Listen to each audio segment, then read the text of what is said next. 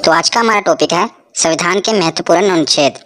मैं इस एक ही वीडियो में संविधान के जितने भी महत्वपूर्ण अनुच्छेद हैं सभी को कवर कराऊंगा। इसलिए ये वीडियो हो सकता है थोड़ी लंबी बने, पर विश्वास रखिएगा जब वीडियो को पूरा आप एंड तक देख लेंगे तो आपका इस टॉपिक से क्वेश्चन गलत नहीं होगा, क्योंकि मैं बहुत ही सिस्टमेटिक वे से और ट्रिक से आपको समझाऊंगा। इसलिए बिना देरी किए हुए चलिए वीडियो को शुरू करते हैं। चलिए वीडियो की शुरुआत करते हैं और हम समझना शुरू करते हैं संविधान के महत्वपूर्ण अनुच्छेद के बारे में। अक्सर हम क्या गलती करते हैं कि जितने भी अनुच्छेद हैं इन्हें बीच बीच में से पढ़ना शुरू कर देते हैं, जिस करके ये हमें याद नहीं रहते। पर इस वीडियो में मैं आपको पूरा सिस्टमेटिक वे से इसे पढ़ाऊंगा और जो भी है सबको मैं जहाँ पर ज़रूरत पड़ेगी ट्रिक से बताऊंगा। तो ये वीडियो काफ़ी इंपॉर्टेंट होने वाली है आपके लिए। तो चलिए इसको शुरू करते हैं। तो सबसे पहले हम जानते हैं कि संविधान में 22 भाग, 395 अनुच्छेद और 12 अनुसूचियाँ हैं। ये पहले जरूर देख लेना। तो इसमें कितने भाग हैं? 22 भाग, 395 अनुच्छेद और 12 अनुसूचियाँ। हालांकि अब इसके अनुच्छेद बढ़कर 470 हो गए हैं, पर मूल रूप से ये 395 अनुच्छेद ही हैं। कैसे? क्योंकि 395 ए, 395 बी, 395 सी ऐसे करके ये जुड़कर लगभग 470 हो चुके हैं। पर हमें याद रखना है कि ये 22 भाग, 395 अनुच्छेद और 12 अनुसूचियाँ ही हैं। अब हम इसकी शुरुआत करते हैं। तो इसके पहले हम देखते हैं कि 22 भाग हैं। तो पहले भाग में 1 से लेकर 4 अनुच्छेद हैं और इसमें क्या है? तो संघ एवं उसके राज्य क्षेत्र का वर्णन है। तो जैसे आप कोई भी किताब पढ़ते हैं तो सबसे पहले उसमें क्या होता है? उसकी इंट्रोडक्शन होती है। इसी प्रकार जो भारत का संविधान है, ये भारत किसी भी गणतंत्र देश के लिए, लोकतंत्र देश के लिए उसका जो संविधान है सबसे पवित्र पुस्तक होती है उसकी। तो जो भारत का संविधान है इसमें भी पहले इंट्रोडक्शन ही होगी भारत की। तो पहले अनुच्छेद में क्या है? तो पहले अनुच्छेद में बताया है कि भारत राज्यों का संघ है, इंट्रोडक्शन है। दूसरे अनुच्छेद में बताया है कि नए राज्यों का प्रवेश किया जा सकता है, मतलब जो नए राज्य हैं अगर भारत में शामिल होना चाहते हैं तो अनुच्छेद 2 के तहत इसमें शामिल हो जाएंगे। जैसे कि सिक्किम को हमने भारत में शामिल किया था। और अनुच्छेद 3 में क्या बताया गया है कि राज्यों के क्षेत्रों और सीमाओं और नामों में परिवर्तन किया जा सकता है, मतलब किसी भी राज्य की अगर सीमा है उसको बढ़ाया घटाया जा सकता है और उसके नाम में परिवर्तन किया जा सकता है। तो ये 3 अनुच्छेद आपको याद रखने हैं, ये इंपॉर्टेंट है पहले भाग में। उसके बाद हम देखते हैं भाग दूसरा। तो भाग दूसरा में 5 से लेकर 11 अनुच्छेद हैं, जिसमें नागरिकता का वर्णन है। बहुत इंपॉर्टेंट है, काफ़ी बार पूछा गया है कि नागरिकता का वर्णन किस में है। तो ऑप्शन में ऐसे दिया होता है कि 5 से लेकर 11 अनुच्छेद, 11 से लेकर 16 अनुच्छेद। तो आपको कैसे पता चलेगा कि कौन सा अनुच्छेद है? तो इसे याद करने की बहुत ही अच्छी ट्रिक है। तो इसे आपको कैसे याद रखना है? इसकी ट्रिक है नागपंचमी। नागपंचमी से आप याद रख सकते हैं कि 5 से लेकर 11 अनुच्छेद तक नागरिकता का वर्णन है। कैसे? तो देखिए, नागपंचमी का नाग यानी कि नागरिकता का वर्णन, और पंचमी, तो पंचमी मतलब कि 5 अनुच्छेद से ये शुरू है, 5वें अनुच्छेद से शुरू है ना नागरिकता का वर्णन, 5 से लेकर 11 तक। तो नाग पंचमी से आप इसे याद रख सकते हैं कि नाग पंचमी जब भी आपके दिमाग में आए तो नागरिकता का नाग और पंचमी मतलब कि 5 से शुरुआत हुई है। उसके बाद हम देखते हैं भाग तीसरा।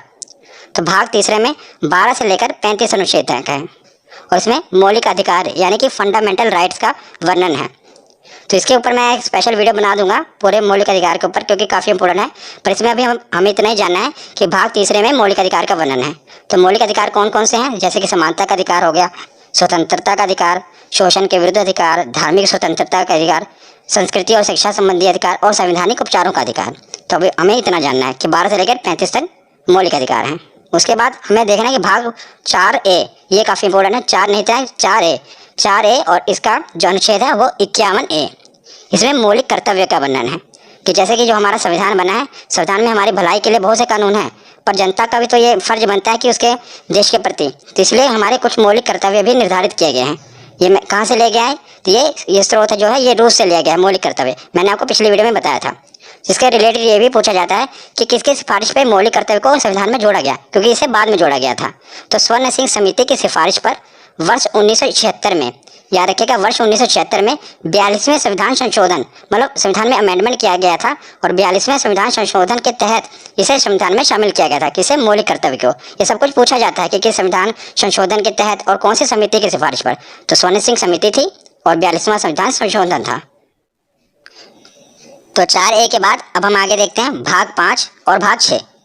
इसको साथ ही साथ याद करेंगे, क्योंकि साथ ही साथ इसको आप याद करोगे तो बहुत आसानी से याद हो जाएगा। मैं ट्रिक से आपको बताऊंगा। तो भाग 5 में है 52 से लेकर 151 अनुच्छेद और भाग 6 में है 152 से लेकर 237 अनुच्छेद। ये आपको नहीं भी पता होगा तो काम चल जाएगा, क्योंकि मेन क्या पूछा जाता है मैं आगे आपको बताता हूँ। तो भाग 5 में मेनली है राष्ट्रपति के बारे में बताया गया है और भाग 6 में राज्यपाल, क्योंकि दोनों एक ही जैसे हैं, केंद्र में जो भूमिका राष्ट्रपति की होती है वही किसी भी राज्य में भूमिका राज्यपाल की होती है। इसलिए मैं इसको साथ साथ कवर कर रहा हूँ, क्योंकि इस तरह आप पढ़ेंगे तो आपको ज़्यादा देर तक याद रहेगा। तो राष्ट्रपति का सबसे ज़्यादा इंपॉर्टेंट अनुच्छेद 52, इतनी बार एग्जाम में पूछा गया, हर बार शिफ्ट में पूछा ही जाता है कि राष्ट्रपति का पद किस अनुच्छेद में वर्णन है। तो अनुच्छेद 52 में। तो इसको आप याद कैसे करेंगे, तो मैं इसको आपको याद करने का तरीका बताता हूँ। तो इसको याद करने की एक ट्रिक है। देखिए, अगर आप कोई चीज़ इमेज से याद करते हैं ना, तो आपके माइंड में ज़्यादा देर तक रहती है, सबकॉन्शियस माइंड में आपके बैठ जाती है, वो चीज़ आप ज़्यादा देर तक याद रख सकते हैं। इसलिए मैं आपको इसे इमेज से याद कराऊंगा। तो आप देख रहे हैं ना, अनुच्छेद 52 है, इसी डिजिट से हमें याद होगा राष्ट्रपति पद के बारे में। देखिए, जो ये दो देख रहे हैं ना, ये अब दो ऐसा लग रहा है जैसे किसी के आगे झुका हुआ है, गिड़गिड़ा रहा है। और आगे आप देख रहे हैं ये पाँच मतलब राष्ट्रपति। जब भी आपके दिमाग, क्योंकि जब भी आपको ये आएगा ना, तो ऑप्शन ऐसे आएगा 52, ऑप्शन 53, 54, मतलब साथ साथ वाले आएंगे। और आपसे पूछा जाएगा कि राष्ट्रपति पद का वर्णन किस में है। तो आपको देखते ही पता लगना जाना चाहिए कि जो इसके आगे जो दो है वो आपको ऐसा लग रहा है ना कि झुका हुआ है। और आपको पता है राष्ट्रपति के हाथ में बहुत पावर होती है, वो चाहे तो किसी की फांसी की सजा भी माफ़ कर सकते हैं। तो जो दो है वो लग रहा है कि आगे उसके गिड़गिड़ा रहा है और माफ़ी मांग रहा है, और जो 5 है आपको देख रहे हैं ना बैठा हुआ है। तो इससे आप पता लगता है कि जो राष्ट्रपति का पद है अनुच्छेद 52 में, ये एक ट्रिक है जिससे आप इसको याद रख सकते हैं। उसके बाद देखते हैं अनुच्छेद 53। अनुच्छेद 53 में क्या है, राष्ट्रपति का पद है तो उसके पास शक्तियाँ भी होंगी और कार्य भी होंगे। तो अनुच्छेद 53 में शक्ति और कार्य का वर्णन है। उसके बाद देखते हैं अनुच्छेद 54 निर्वाचन। देखिए इसकी राइमिंग बैठी ना, 54 निर्वाचन। तो अनुच्छेद 54 में क्या है कि राष्ट्रपति का निर्वाचन कैसे किया जाना है, ये उसमें बताया गया है। और उसके साथ हम देखते हैं राज्यपाल का। तो राज्यपाल का भी आप साथ ही में याद करिएगा, बस इसमें क्या करना है, +1 जोड़ना है। तो जैसे 52 है, 52 में क्या हुआ 53, जो आपने एक जोड़ा वो उसके आगे लगा देना है, क्योंकि राष्ट्रपति और राज्यपाल साथ ही साथ चलते हैं। इसीलिए 52 है, 52 में 1 जोड़ देना है। 53 के आगे आप 1 लगा देंगे, तो ये राज्यपाल का पद हो गया। और अनुच्छेद 53 में क्या था, शक्ति कार्य। तो इसका अनुच्छेद 154 में शक्ति कार्य, इसमें भी क्या करना है, 53 में एक आपको जोड़ना है, 1 54 हो गया, और वही 1 उसके आगे लगा देना है। उसके बाद इसमें 54 में निर्वाचन था, इसमें 55 में निर्वाचन है। 54 में आपको 1 जोड़ना है और वही 1 इसके आगे लगा देना है। तो इन तीनों से आप ये तीनों साथ साथ याद कर रहे हैं। देखा कितनी आसानी तरीके से, और ये सभी 6 के 6 पूछे जाते हैं। आप एक ट्रिक से सबको याद कर सकते हैं। बस आपको क्या करना है, जैसे आपको ये इमेज से याद रहेगा ना राष्ट्रपति पद के बारे में, तो आपको पता होगा राष्ट्रपति का पद है 52 पे, तो आगे उसकी शक्ति है, उसके बाद निर्वाचन है। तो 52 में आपने 1 जोड़ा, कितना हुआ 53, जो आपने 1 जोड़ा वो उसके आगे लगा देना 153। तो उसमें राज्यपाल का पद है, उसके आगे उसके शक्ति कार्य हैं, उसका निर्वाचन है। इसे आप दोनों याद रख सकते हैं। उसके बाद हम राष्ट्रपति के आगे देखते हैं कि निर्वाचन तो हो गया, और राष्ट्रपति को हटाया कैसे जाएगा, क्योंकि ये तो लोकतंत्र है, मतलब यहाँ पर कोई भी सिक्योर नहीं है, हर आदमी के पीछे कोई ना कोई बैठा है उसको हटाने के लिए। तो अब इसमें देखते हैं अनुच्छेद 61, ये भी काफ़ी बार पूछा गया है, महाभियोग। तो महाभियोग, इसके द्वारा राष्ट्रपति को उसके पद से हटाया जा सकता है, महाभियोग के द्वारा। महाभियोग के बारे में मैं आपको और भी बताता हूँ कि महाभियोग किसी भी सदन में लाया जा सकता है, चाहे राज्यसभा हो या लोकसभा हो। और महाअभियोग लाने से 14 दिन पहले राष्ट्रपति को सूचित करना पड़ता है। मतलब जब भी महाभियोग लाना है, उसे 14 दिन पहले राष्ट्रपति को यह सूचित करना पड़ता है कि भाई साहब आप पे महाभियोग लगने वाला है। तो अनुच्छेद 61 के बाद अब हम देखते हैं अनुच्छेद 72। ये भी काफ़ी बार पूछा गया है, क्षमादान। मैंने आपको बताया ना कि राष्ट्रपति के पास ये पावर होती है कि वो किसी को भी क्षमा कर सकता है। तो इसको भी आप कैसे याद करेंगे, बस दो से आपको बस यही इमेज आनी चाहिए कि जो 2 है वो झुका हुआ है और गिड़गिड़ा रहा है। साथ आप देख रहे हैं राष्ट्रपति खड़ा हुआ है, राष्ट्रपति के आगे वो गिड़गिड़ा रहा है कि मुझे क्षमा कर दो। जिससे आप याद रख सकते हैं क्षमादान। 52 कैसे पता लगता है कि 2, तो आपको पता है कि 2 है आगे, तो मतलब राष्ट्रपति से रिलेटेड है, और उस पर 5 बैठा हुआ है, तो ये राष्ट्रपति का पद है, वो राष्ट्रपति को बैठाया गया है। और 72 में वो खड़ा हुआ है और उसके सामने 2 गिड़गिड़ा रहा है कि मुझे क्षमा कर दो। तो इससे आप नंबरों से खेल सकते हैं। तो उसके बाद हम देखते हैं अनुच्छेद 123 अध्यादेश। ये भी काफ़ी इंपॉर्टेंट है अध्यादेश। कि अध्यादेश में क्या होता है कि जब लोकसभा और राज्यसभा की बैठक ना चल रही हो और देश में किसी जरूरी कानून की आवश्यकता होती है, तो राष्ट्रपति हस्ताक्षर करके कानून बना सकते हैं। पर मंत्रिमंडल की सिफारिश पर ही वो कानून बना सकते हैं, क्योंकि मतलब मंत्रिमंडल प्रधानमंत्री ही, उनकी सिफारिश पर ही ये कानून बनता है। आपको पता होना चाहिए कि भारत में कानून कैसे बनते हैं। आपको पता है 3 स्टेप होते हैं। पहले स्टेप में लोकसभा में पारित होना चाहिए, फिर राज्यसभा में, फिर उसके बाद राष्ट्रपति के हस्ताक्षर होने चाहिए। कितने स्टेप हैं, 1 2 3। बस इसी से आप याद भी रख सकते हैं। देखिए 1 2 3, तो 1 2 3 सीधे ही तीनों स्टेप हटा के सीधे राष्ट्रपति के साइन करा के सीधा कानून बन जाता है। मतलब ये ट्रिक हो गई। 1 2 3 3 स्टेप होते हैं, पहला लोकसभा, फिर राज्यसभा, फिर राष्ट्रपति। पर अध्यादेश लाकर क्या किया जाता है, इसको खत्म करके सीधा राष्ट्रपति के हस्ताक्षर कराए जाते हैं और कानून बना दिया जाता है। तो अनुच्छेद 123 के बाद हम देखते हैं अनुच्छेद 143। तो अनुच्छेद 143 में क्या है कि राष्ट्रपति को अगर कानूनी सलाह की आवश्यकता होती है तो वो सीधा सुप्रीम कोर्ट से सलाह ले सकता है। पर आपको यह भी याद रखना है कि ये क्वेश्चन पूछा गया कि अगर वो सलाह देते हैं तो क्या वो मानने के लिए बाध्य है राष्ट्रपति। तो आपको ये याद रखना कि वो बाध्य नहीं है, वो मतलब सुझाव ले सकते हैं, पर ये नहीं है अगर उन्होंने कोई सजेशन दे दी सुप्रीम कोर्ट ने तो राष्ट्रपति उस पर बाध्य नहीं है, वो चाहे तो माने या चाहे तो ना माने। तो आपको याद रखना है 143। ये सभी मैं आपको राष्ट्रपति के रिलेटेड बता रहा हूँ, इसलिए मैंने एक हेडिंग में सारे कवर कर दिए कि जो भी राष्ट्रपति से रिलेटेड है और ये राज्यपाल वाले। उसके बाद हम देखते हैं उपराष्ट्रपति, राष्ट्रपति उपराष्ट्रपति। तो उपराष्ट्रपति का वर्णन है अनुच्छेद 63 में। किसमें? अनुच्छेद 63 में। तो उसमें बताया गया है कि एक उपराष्ट्रपति होगा। और अनुच्छेद 64 में क्या बताया गया है कि राज्यसभा के सभापति के रूप में वो कार्य करेगा। तो जो उपराष्ट्रपति होगा, आप देखेंगे जो राज्यसभा का सभापति होता है वह भी उपराष्ट्रपति होता है। और मैं आपको एक इंटरेस्टिंग फैक्ट बताता हूँ कि जो उपराष्ट्रपति होता है उसे अपने पद के लिए कोई तनख्वाह नहीं मिलती, मतलब उसे कोई सैलरी नहीं मिलती, पर जो राज्यसभा में वो सभापति के रूप में कार्य करता है उसके लिए उनको वेतन मिलता है। तो उपराष्ट्रपति को अपने पद के लिए वेतन नहीं मिलता, जैसे राष्ट्रपति को वेतन मिलता है उनको पद के लिए, राज्यपाल को मिलता है, पर उपराष्ट्रपति को उनको पद के लिए वेतन नहीं मिलता, बल्कि जो राज्यसभा में सभापति के रूप में होते हैं उसके कार्य के लिए उनको वेतन मिलता है। ये आपको याद रखना है। तो हमने राज्यपाल देख लिए, राष्ट्रपति देख लिए, अब हम देखेंगे प्रधानमंत्री और मुख्यमंत्री। ये साथ साथ हम कवर कर रहे हैं। यही होता है कि सिस्टमेटिक वे से पढ़ना, जिससे आप अनुच्छेदों को काफ़ी ज़्यादा देर तक याद रख सकते हैं। तो हम देखते हैं प्रधानमंत्री। तो सबसे पहले हम देखते हैं अनुच्छेद 74, 75, 76। ये तीनों प्रधानमंत्री से रिलेटेड हैं। तो इसे आप याद कैसे रखते हैं? पहले तो आपको पता होना चाहिए कि जो प्रधानमंत्री होते हैं, अनुच्छेद 74 में जो मंत्रिमंडल होता है ये राष्ट्रपति की सहायता के लिए बना होता है, मतलब राष्ट्रपति की सहायता के लिए मंत्रिमंडल का गठन किया जाता है, पर जो इसके हेड होते हैं वो प्रधानमंत्री होते हैं। जैसा कि आपको पता है कि भारत में जो राष्ट्रपति हैं वो तो नाम मात्र मुखिया है, ज़्यादातर पावर किसके हाथ में है? तो प्रधानमंत्री के हाथ में है। पर राष्ट्रपति की सहायता के लिए मंत्रिमंडल का गठन किया जाता है और इसके हेड प्रधानमंत्री होते हैं। तो 74, 75 लगातार ही हैं। और 75 के बाद हम देखते हैं 76। 76 में महान्यायवादी। तो महान्यायवादी कौन होते हैं? तो राष्ट्रपति द्वारा महान्यायवादी की नियुक्ति की जाती है। महान्यायवादी एक विधि अधिकारी होता है, मतलब सीधे शब्दों में आपको बताऊं तो ये कानूनी विशेषज्ञ होते हैं जो भारत सरकार को कानूनी सलाह देते हैं। तो जैसे राष्ट्रपति सुप्रीम कोर्ट से सलाह लेते हैं, इसी प्रकार महान्यायवादी होते हैं जिन्हें राष्ट्रपति नियुक्त करता है, पर जो सिफारिश होती है मंत्रिमंडल, मतलब प्रधानमंत्री की सिफारिश पर ही राष्ट्रपति नियुक्त करते हैं और ये कानूनी सलाह देते हैं प्रधानमंत्री को। तो तीनों आपको याद रखना है। सबसे पहले तो 74 में मंत्रिमंडल, 75 में प्रधानमंत्री उसके हेड और 76 में कानूनी सलाह ले सकते हैं। उसी प्रकार जैसे प्रधानमंत्री है केंद्र के लिए, तो राज्य के लिए कौन होता है? मुख्यमंत्री, उसका मुखिया होता है। तो अनुच्छेद 163 में मंत्रिमंडल, सेम टू सेम। इसको याद करने की ट्रिक भी एक ही है। देखिए कैसे, जैसे मैंने आपको वहाँ पर राष्ट्रपति राज्यपाल में क्या बताया था कि एक जोड़ना है, यहाँ पर एक एक घटाना है। जैसे 74 है, क्योंकि जो अगर आपको देखा जाए प्रधानमंत्री की पोस्ट बड़ी है, मुख्यमंत्री एक स्टेप उससे नीचे ही है। आपको याद करने के लिए बता रहा हूँ, ऐसे नीचे है ना, एक स्टेप नीचे, तो बस आपको एक स्टेप नीचे घटा देना है। जैसे 74 मंत्रिमंडल है, आपको दोनों में एक एक घटा देना है। 4 में से गया 3, 7 1 6, और जो एक घटा है आपको एक आगे लगा देना है। 163 आ गया।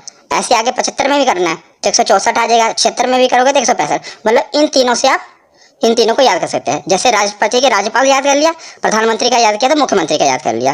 तो तीनों साथ साथ ही हैं। मंत्रिमंडल इसमें 74 में है, अनुच्छेद 163 में 163 में मंत्रिमंडल है, इसमें 75 में प्रधानमंत्री हैं, तो 164 में मुख्यमंत्री हैं, और 76 में महान्यायवादी हैं, तो 165 में महाधिवक्ता। मुख्यमंत्री के लिए महाधिवक्ता होता है। जो काम मतलब कि महान्यायवादी प्रधानमंत्री के लिए करता है, वही काम महाधिवक्ता मुख्यमंत्री के लिए करता है। और जो महाधिवक्ता इनकी नियुक्ति कौन करेगा? तो जैसे वहाँ पर राष्ट्रपति करते हैं तो यहाँ पर राज्यपाल करेंगे। तो एक ही ट्रिक से आप इन 6 को याद कर सकते हैं। तो प्रधानमंत्री और मुख्यमंत्री तो हमने देख लिए।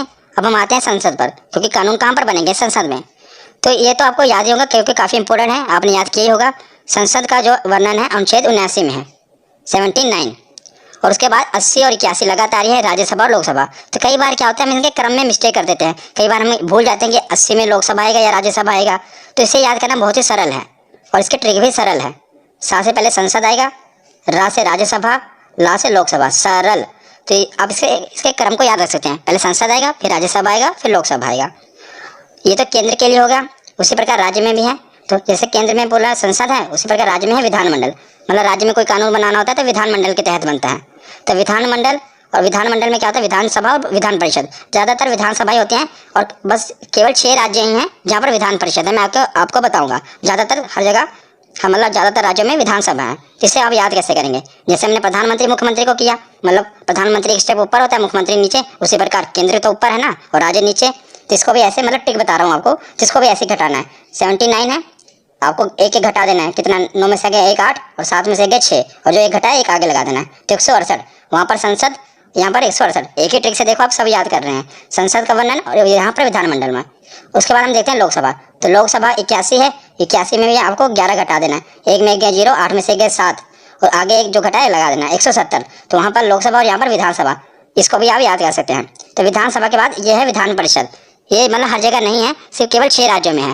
तो 6 राज्यों में है, ये भी कई बार पूछ लिया जाता है कि बताओ कि विधान परिषद किन किन राज्यों में है। तो इसकी भी एक ट्रिक है, इसकी ट्रिक है टीबी जुकाम, क्या टीबी और जुकाम, इससे आप याद रख सकते हैं कि कहाँ कहाँ पर विधान परिषद है। टी से जैसे होगा तेलंगाना, बी से होगा बिहार, तेलंगाना और बिहार, जैसे जम्मू कश्मीर। तो ये जम्मू कश्मीर पहले था, लेकिन अब जब से ये केंद्र शासित प्रदेश बन गया है तो यहाँ पर विधान परिषद खत्म कर दी गई है। और ये पूछा जाता है कि किस राज्य में विधान परिषद खत्म कर दिया गया है, तो याद रखिएगा अब तो केंद्र शासित बन गया ना, तो जम्मू कश्मीर। तो ये आप ट्रिक है, इसलिए मैंने आपको पूरा बता दिया, पर आपको ये भी याद होना चाहिए जे अब खत्म हो चुका है। यू से उत्तर प्रदेश, के से कर्नाटक, ए से आंध्र प्रदेश और एम से महाराष्ट्र। आंध्र प्रदेश भी अब जो है अपनी विधानसभा में उसने ये प्रस्ताव पारित किया है कि हमारे यहाँ विधान परिषद को खत्म कर दिया जाए, पर अभी वर्तमान में खत्म नहीं हुई है। तो कि 6 राज्यों में अभी भी है, पहले तेलंगाना, बी से बिहार, जम्मू कश्मीर खत्म हो गया। तो 1, 2, यू से उत्तर प्रदेश 3, के से कर्नाटक 4, ए से आंध्र प्रदेश 5 और एम से महाराष्ट्र 6। तो मैंने आपको विधान परिषद भी बता दिए क्योंकि ये भी पूछे जाते हैं। तो हमने संसद को भी कवर कर लिया ट्रिक से, और विधानमंडल, विधानसभा, विधान परिषद को भी कवर कर लिया। तो संसद के कुछ और भी अनुच्छेद हैं जो पूछे जाते हैं, मैंने साथ ही कवर कर दिया, उसे भी देख लेते हैं। तो हम आते हैं अनुच्छेद 100 पे। कई बार पूछा गया अनुच्छेद 100 में किसका वर्णन है? निर्णायक मत। निर्णायक मत क्या होता है कि मतलब कि अगर यदि लोकसभा में किसी मुद्दे पर वोटिंग हो रही है और जो वोटिंग है वो बराबर हो जाए, यानी कि निर्णय ना हो पा रहा हो, तो उस समय क्या होता है कि अध्यक्ष महोदय अपना निर्णायक मत देंगे। तो अध्यक्ष महोदय जिस पे अपना मत दे देंगे उसे ही पारित कर लिया जाएगा। मान लीजिए कि वहाँ के पक्ष में अपनी वोट दे रहे हैं तो कानून को पारित कर दिया जाएगा, ना के पक्ष में अपनी वोट दे रहे हैं तो कानून को पारित नहीं किया जाएगा। मतलब जबकि इसको याद रखना भी आसान है, देखिए 100 है ना, मतलब जब भी 50-50 बात आ जाए कि ना कानून का निर्णय ना हो पा रहा, 50-50 बात आ जाए, 50-50 होते हैं, तो एक वोट जो वहाँ पर अध्यक्ष महोदय हैं उनका निर्णायक मत माना जाएगा। तो अनुच्छेद 100 में निर्णायक मत का वर्णन है। 100 के बाद देखते हैं अनुच्छेद 108। तो अनुच्छेद 108 में संयुक्त अधिवेशन। अधिवेशन कब बुलाया जाता है मैं आपको बताता हूँ। मान लीजिए लोकसभा में कोई चीज़ बिल पर बहस चल रही है और कोई निर्णय नहीं लिया जा पा रहा है, तो क्या किया जाता है कि लोकसभा में बिल अटका पड़ा है और राज्यसभा में भी अभी पहुंचा नहीं, तो लोकसभा और राज्यसभा के दोनों की संयुक्त अधिवेशन बुलाया जाता है। ये राष्ट्रपति बुलाते हैं जब वो बहुत ही मतलब जरूरी हो कानून बनाना, तो लोकसभा और राज्यसभा दोनों को बुलाया जाता है, इसलिए संयुक्त अधिवेशन किसमें है? 108 में। उसके बाद देखते हैं अनुच्छेद 110 और अनुच्छेद 117 दोनों आपको याद रखना है। 110 में धन अधिवेशन और 117 में वित्त विधेयक। धन, इसको धन विधेयक भी कहते हैं, धन विधेयक और वित्त विधेयक। ये काफ़ी कन्फ्यूजिंग है, धन विधेयक और वित्त विधेयक कई बार पूछे गए हैं। मतलब इसका पूछा क्या जाता है, इसकी डेफिनेशन पूछी जाती है, इसमें होता क्या है ये भी पूछा जाता है कि 10 में क्या है। पहले तो आप याद रखते हैं 10 और धन, 10 और धन। 110 में धन अधिवेशन और 117 में विधेयक, धन विधेयक और वित्त विधेयक। तो धन विधेयक क्या होता है, सरल भाषा में आपको बताता हूँ कि सरकार की धन लाने की प्रक्रिया को धन विधेयक कहते हैं। मतलब सरकार के धन जुटाने की प्रक्रिया को धन विधेयक कहते हैं और जुटाए हुए धन को विकास पर खर्च करने की प्रक्रिया को वित्त विधेयक कहते हैं। ये सरल शब्दों में है। और मैं अगर थोड़ा और इसको डिफाइन करूँ तो जैसे आपको पता है विधेयक 2 प्रकार के होते हैं, धन विधेयक और वित्त विधेयक। धन विधेयक सबसे पहले लोकसभा में प्रस्तुत किया जाता है, ये आपको याद रखना है कि सबसे पहले से कहाँ प्रस्तुत किया जाता है, लोकसभा में प्रस्तुत किया जाता है। और धन विधेयक होता क्या है, जब सरकार को टैक्स से रिलेटेड कोई बिल लाना है, मतलब टैक्स घटाना है, बढ़ाना है, तो उसे धन विधेयक कहेंगे। और सरकार को बोरोइंग यानी कि कर्ज लेना है, तो जो बिल होगा, जो कर्ज लेने के लिए जो बिल पेश किया जाएगा उसे धन विधेयक कहेंगे। मतलब धन जुटाना ही है ना, बोरिंग करना, कर्ज लेना है। और जो उस कर्ज लिए हुए धन को, मतलब जो भी सरकार ने धन जुटाया है उसको खर्चा करना है, पुल बनाना है, सड़कें बनानी है, तो वो वित्त विधेयक में होगा। तो याद रखिएगा धन विधेयक और वित्त विधेयक ये दोनों साथ साथ हैं। 110 में धन विधेयक है और 117 में वित्त विधेयक है। उसके बाद हम देखते हैं 112 बजट। 12 देखिए, इसको राइमिंग से आप याद सकते हैं, 12 बजट, 12 बजट 2 बार बोलेंगे, याद आएगा। अनुच्छेद 112 बजट। ये भी आपको बजट पता ही होगा कि एक साल का पूरा मतलब जो लेखा जोखा होता है सरकार की, यहाँ पर खर्च करेगी, कहाँ से इनकम आएगी, सब बजट में पेश किया जाता है। मतलब उसमें और 112 के बाद है अनुच्छेद 116। तो जब सरकार बजट पेश करती है तो कई कुछ खर्चे उसमें रह जाते हैं, जो कुछ खर्चों का वर्णन है फिर सरकार बाद में क्या कहते हैं, ये तो नहीं करेगी, बाद में 1 साल के बाद फिर बजट आएगा तब पेश करेगी। बीच में बजट से नहीं होता, उसके बीच में अलग से बिल के रूप में लाकर संक्षेप में एक बिल पास करा लिया जाता है, जिसे लेखा अनुदान कहते हैं। तो इस पहले बजट पेश होगा, बजट में अगर मतलब कुछ रह गया, कुछ खर्चे का वर्णन नहीं है, तो लेखा अनुदान अनुच्छेद 116। तो आपको ये याद रखना है। उसके बाद हम देखते हैं अब हमने प्रधानमंत्री, मुख्यमंत्री, राज्यपाल, उपराज्यपाल सब कवर कर लिए। अब हम आते हैं सुप्रीम कोर्ट, हाई कोर्ट पर। संसद भी हो गया कवर। इस प्रकार आपको पढ़ते जाना क्रम वाइज, इससे आपको याद रहेंगे। अब सुप्रीम कोर्ट और हाई कोर्ट को देखते हैं। तो 124 में सुप्रीम कोर्ट का गठन होगा और 131 में सुप्रीम कोर्ट के अधिकार हैं। तो 124 में क्या है, सुप्रीम कोर्ट का गठन होगा भारत में, और 131 में सुप्रीम कोर्ट के अधिकार हैं, और 148 में CAG की नियुक्ति। तीनों आपको याद रखने हैं, तीनों सुप्रीम कोर्ट से रिलेटेड मैंने पहले उठाए हैं। 124, 131 और 148। पहले सुप्रीम कोर्ट का गठन होगा। 131 में बताया कि सुप्रीम कोर्ट की क्या पावर है, कहाँ कहाँ उसका अधिकार क्षेत्र है, और 148 में है कि क्या की नियुक्ति। तो क्या क्या होता है, क्या की फुल फॉर्म है कंट्रोलर एंड ऑडिटर जनरल, और इसकी नियुक्ति भी राष्ट्रपति द्वारा ही की जाती है। इनका काम क्या है कि सरकार द्वारा जो भी खर्चा किया गया, व्यय किया गया है, उसका लेखा जोखा करना है कि सरकार ने जो खर्चा किया, जो घोटाले वगैरह होते हैं कहाँ से पता चलते हैं, वो कैग की रिपोर्ट से ही पता करते चलता है। जैसे 2G घोटाला हुआ, जो भी घोटाले, स्पेक्ट्रम घोटाला हुआ, ये कैग ही रिपोर्ट अपनी पेश करती है, उसी द्वारा ये सब उजागर होता है कि कहाँ पर कितना घोटाला हुआ। तो और इस समय अगर मैं आपसे पूछूं कि कैग कौन है, हमारे कंट्रोलर और ऑडिटर जनरल कौन है, तो गिरीश चंद्र मुर्मू जी हैं कैग, ये भी याद रखना। उसके बाद हम देखते हैं, हमने सुप्रीम कोर्ट देख लिया, 1, 2, 4 और 2, 1, 4 हाई कोर्ट है, 1, 2, 4 सुप्रीम कोर्ट है, और 2, 1, 4 ऐसे आप पढ़ेंगे तो याद रहेगा। 2-3 बार वीडियो को देख लेना, आपको पूरा कभी भूलेगा नहीं। तो अनुच्छेद 2, 1, 4 क्या है कि इसमें बताया गया कि राज्य में एक हाई कोर्ट जरूर होगा, और अनुच्छेद 2, 1, 6 में बताया गया कि हाई कोर्ट का गठन करना है। पहले बताया कि राज्यों के लिए हाई कोर्ट होगा, और इसमें 216 में क्या है कि हाई कोर्ट का गठन करना है, कैसे होगा वो बताया गया है। तो हमने सुप्रीम कोर्ट और हाई कोर्ट देख लिया। अब हम देखते हैं, एक मैंने हेड बनाया केंद्र राज्य संबंध। इसमें जितने भी अनुच्छेद हैं ये काफ़ी इंपॉर्टेंट है, ये अलग से पूछे जाते हैं। आपको पहले 2-2 करके याद रखना है, 249, 250।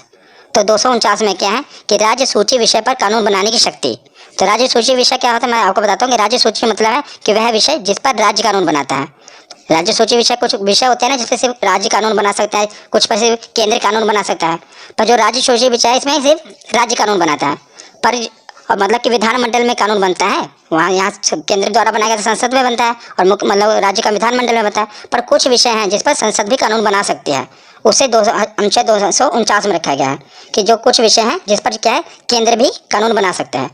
और 250 में क्या है कि आपातकाल के दौरान, जब आपातकाल इमरजेंसी लग जाए, उस दौरान भी राज्य सूची के कुछ विषयों पर कानून बनाने की शक्ति केंद्र के पास है। तो दोनों याद रखिएगा, 249 और 250। 250 में आपातकाल के दौरान, और 249 मतलब नॉर्मल टाइम पे।